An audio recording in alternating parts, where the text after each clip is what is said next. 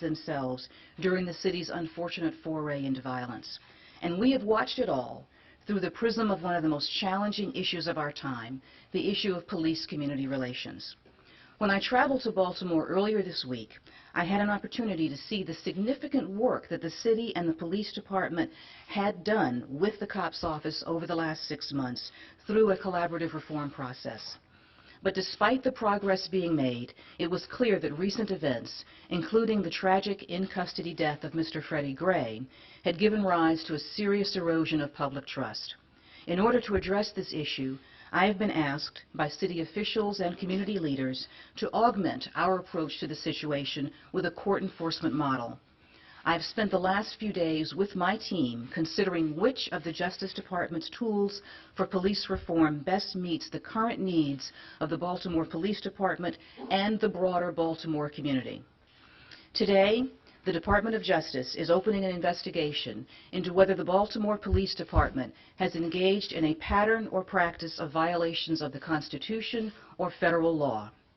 This investigation will begin immediately and will focus on allegations that Baltimore Police Department officers use excessive force, including deadly force, conduct unlawful searches, seizures, and arrests, and engage in discriminatory policing. The COPS office will continue to work with the Baltimore Police Department, and the collaborative reform process will now convert to the provision of technical assistance to the Baltimore Police Department. Now, some may ask how this differs from our current work with Baltimore Police Department. And the answer is, rather than examining whether the police department violated good policies, we will now examine whether they violated the Constitution and the community's civil rights. This approach has been welcomed by the Baltimore City Fraternal Order of Police, and I want to thank them for their support and their partnership as we move forward. Now, in the coming days, Civil Rights Division attorneys and investigators conducting the investigation and the police experts who will assist them will be engaging with community members and with law enforcement. We will examine policies, practices, and available data. And at the conclusion of our investigation, we will issue a report of our findings. If unconstitutional policies or practices are found, we will seek a court-enforceable agreement to address those issues. We will also continue to move forward to improve policing in Baltimore even as the pattern or practice investigation is underway. Our goal is to work with the community, public officials, and law enforcement alike to create a stronger, better Baltimore.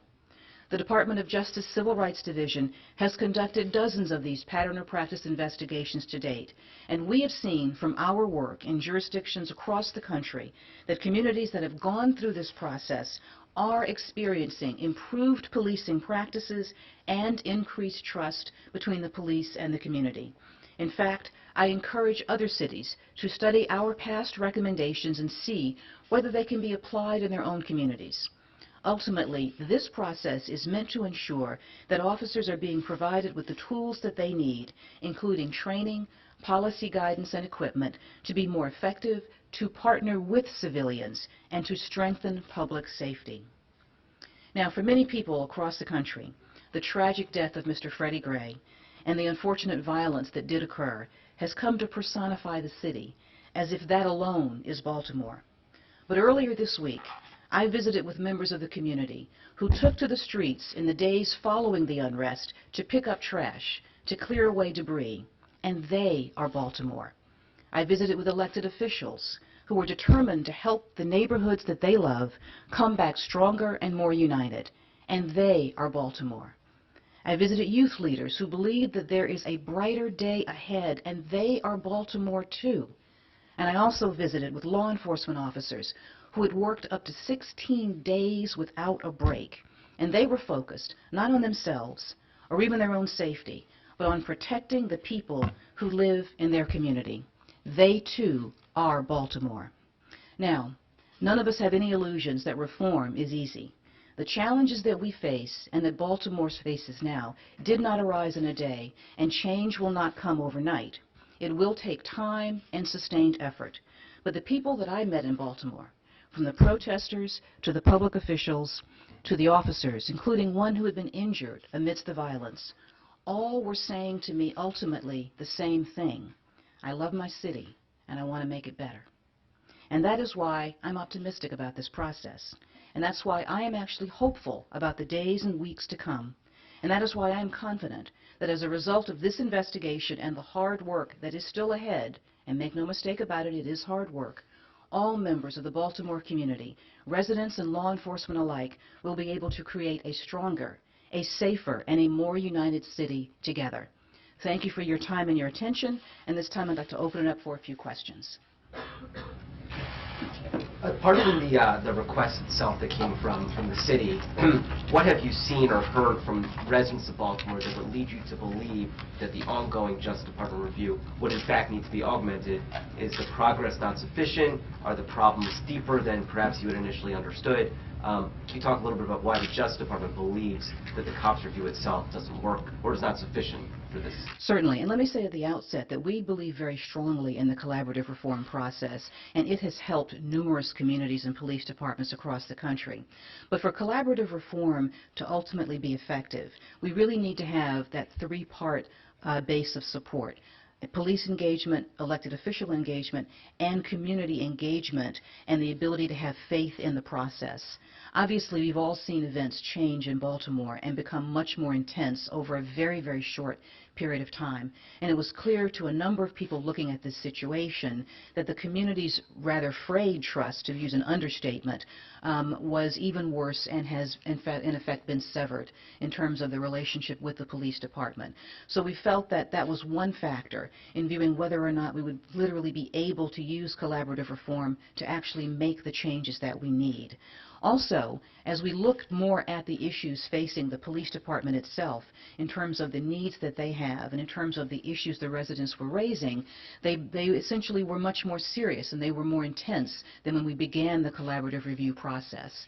And so we felt that the best thing to do was to conduct an investigation to see whether or not these issues arose to the level of federal civil rights violations, and if so, have the best model in which to address them, which in our view is a court-enforceable agreement. Senator Mikulski yesterday made reference to a fractured trust between police and communities around the country, not only in Baltimore. And I wonder, from your standpoint, how serious that fracture is nationally.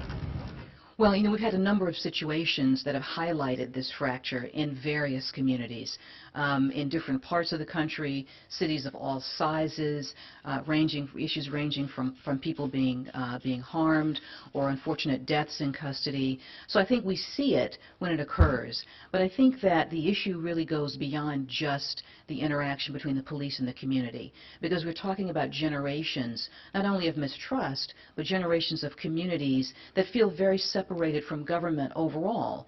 And so you're talking about situations where there's a flashpoint occurrence that coalesces years of frustration and anger. And that's what I think you saw in Baltimore when there was that unfortunate night of violence, and I think you see it in other cities around the country as well. You can't look at a city and predict what's going to happen. You can't look at a city and analyze it, and certainly we're not looking to do that. What we hope, though, is that our work, both through collaborative reform and past investigations, other cities can look at their own environments and decide what issues that they see and whether or not some of the work that's been done in the past can be brought to bear and help them as well. I'd actually point to the gentleman right behind you.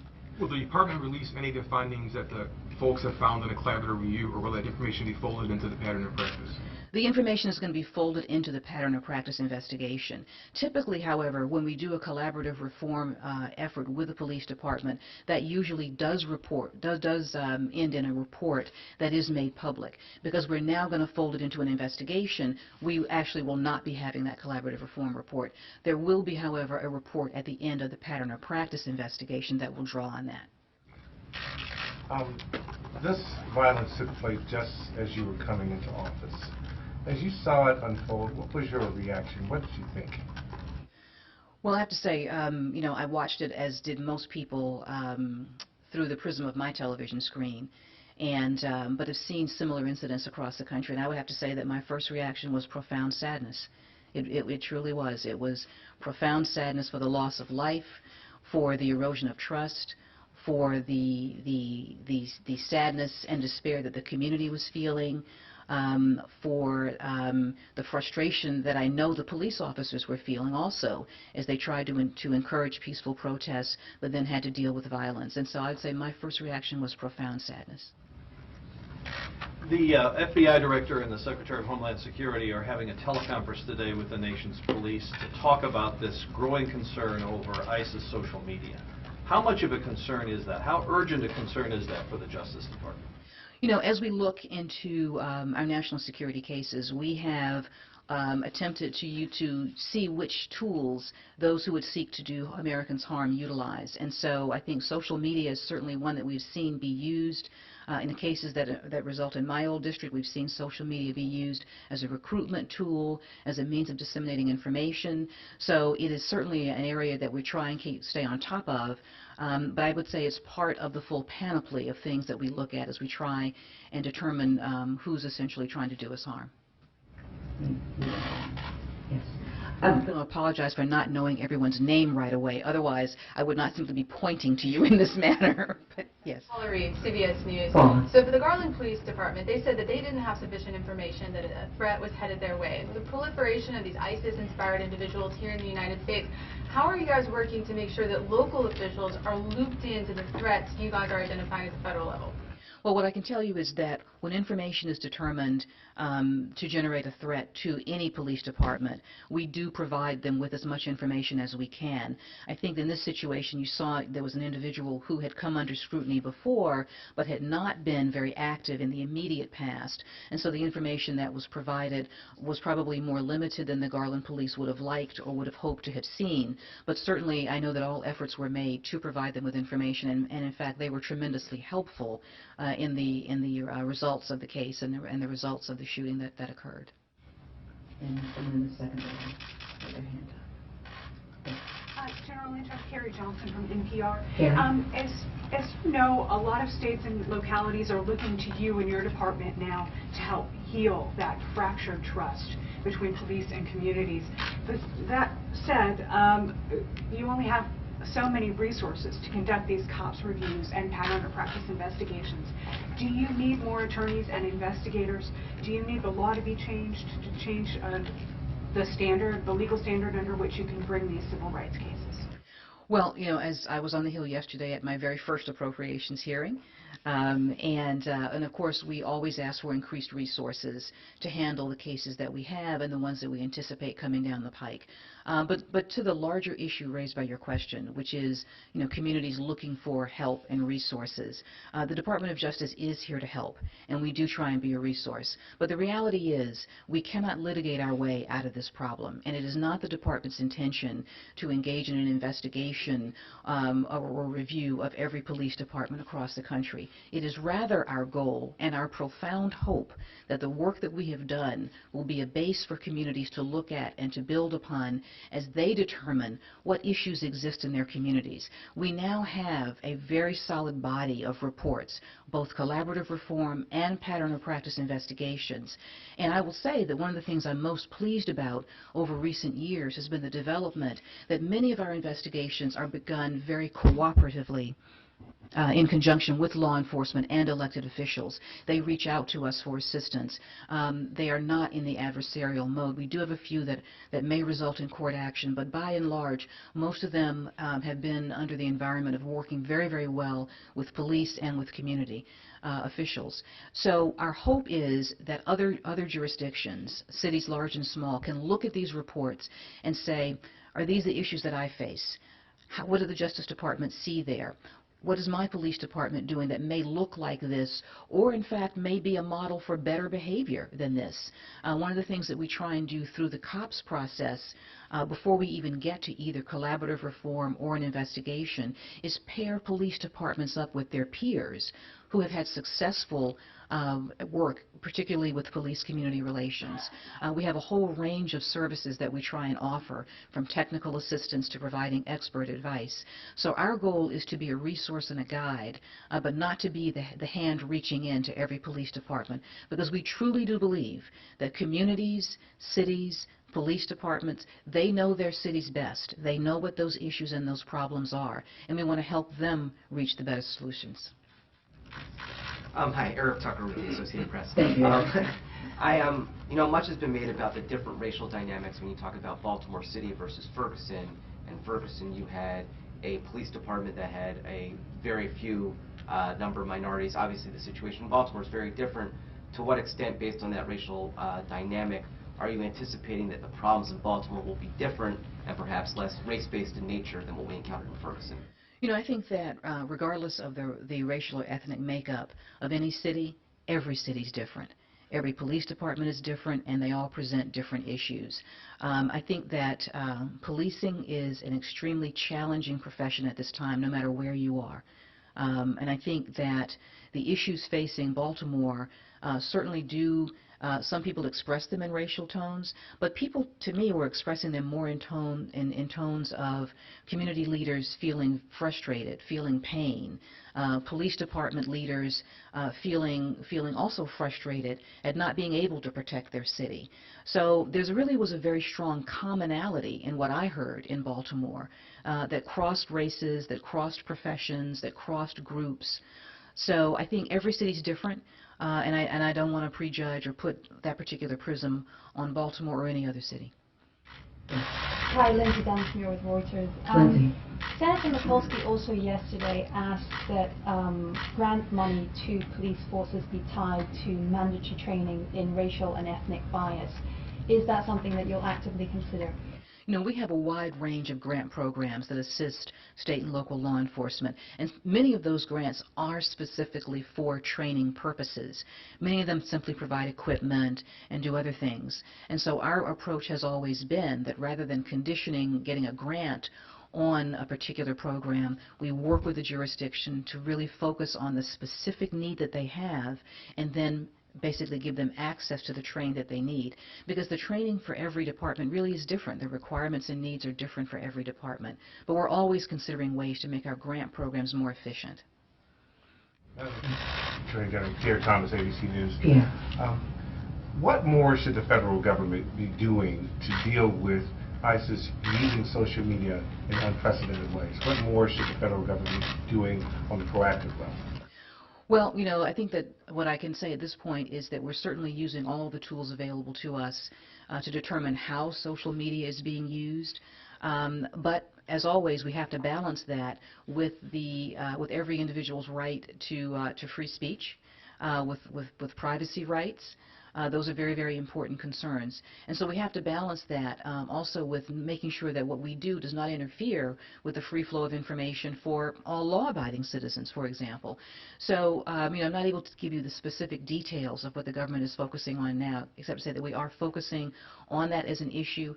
It's not a new issue. As I said before, we've seen social media being used in a number of cases, and it really is an expansion of how the Internet has been used, frankly, for several years now, both in recruitment and radicalization of young people to join terrorist groups. Take one more question. Who has not asked a question? Who has not asked a question? Several hands are up now. Devin. Can you explain to people why they shouldn't be concerned that the federal government was flying surveillance planes over Baltimore during the protest?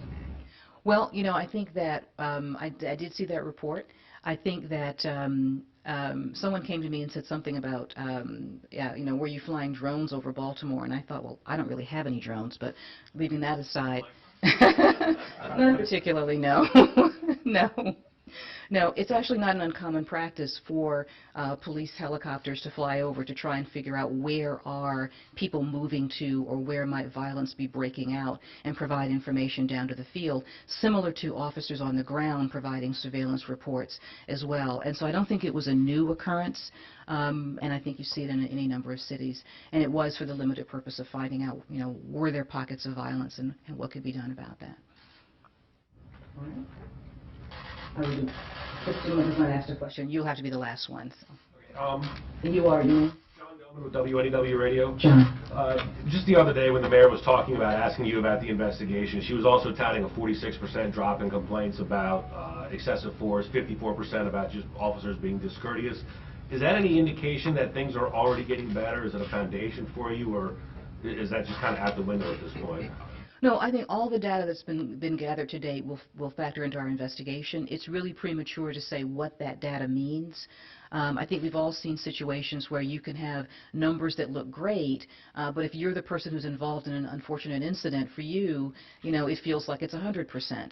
So, we'll be looking at all of those issues and incidents, but we'll be looking at the larger issues of whether or not the police, as they work to stop, arrest, and detain people, how they are, in fact, implementing their policies. We'll look at excessive force, the use and the guidance that they have and the training that they have already. So that will factor into our investigation. It's premature right now to say how it will impact on it.